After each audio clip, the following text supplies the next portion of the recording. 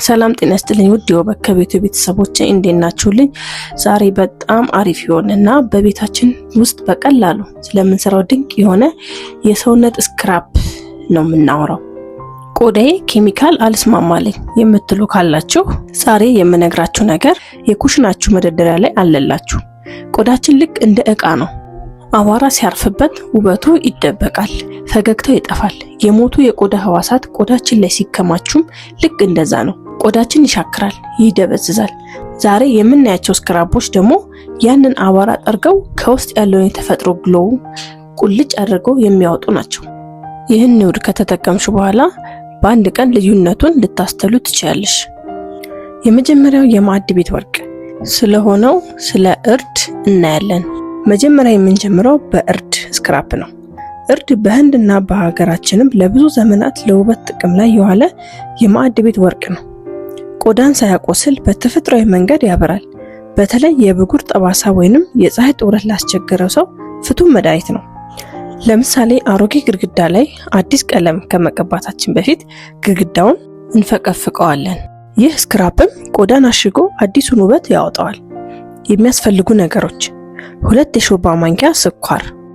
ስኳሩ በጣም የደቀቀ ሳይሆን ትንሽ ሸካራ ይሁን። ልክ እንደ አሸዋ ቆዳችን ላይ ያሉትን የሞቱ ቆሻሻዎችን ፍቅፍቅ አድርጎ ያነሳልናል። ሌላው 1 የሻይ ማንኪያ እርድ። እርድ ኃይለኛ ስለሆነ ትንሿ ትበቃናለች። 2 የሻይ ማንኪያ የወይራ ዘይት።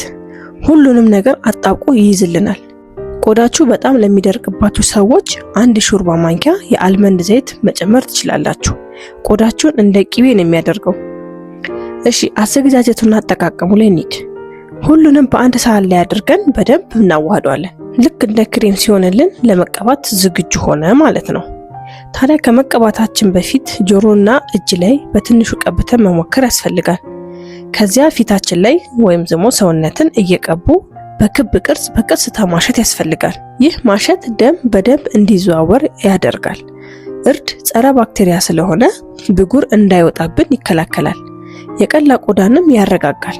ሁለተኛ የቡና ስክራፕ። ቀጣዩ ደግሞ የቡና ስክራፕ ነው። እኛ ጠዋት ስንነሳ ለመንቃት ቡና እንደምንጠጣው ሁሉ ቆዳችንም ለመንቃት ቡና ያስፈልገዋል።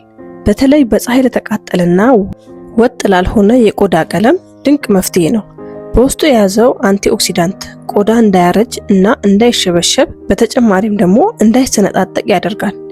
የሚያስፈልጉ ነገሮች 2 የሾርባ ማንኪያ የቡና ዱቄት። ማንኛውም አይነት የቡና ዱቄት ሆኖ ግን የማይሟሟ ቢሆን ይመረጣል።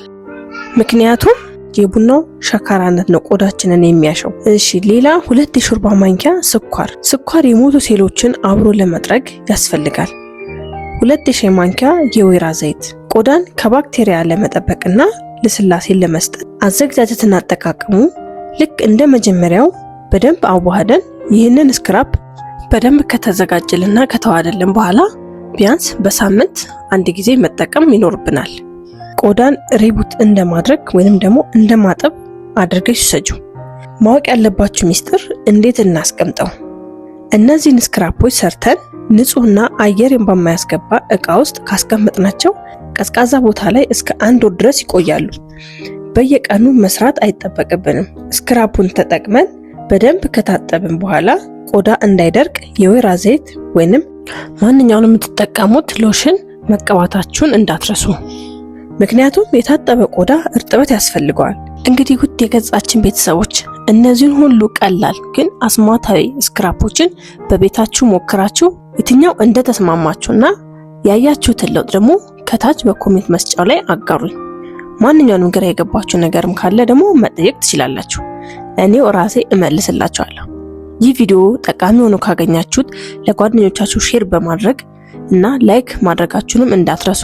ለተጨማሪ ለእንደዚህ አይነት ቀላል የቤት ውስጥ የውበት አጠባበቅ ዘዴዎች ቻናላችንን ሰብስክራይብ ያድርጉ። በሚቀጥለው ቪዲዮ ድረስ ከምንገናኝ ቻው ቻው።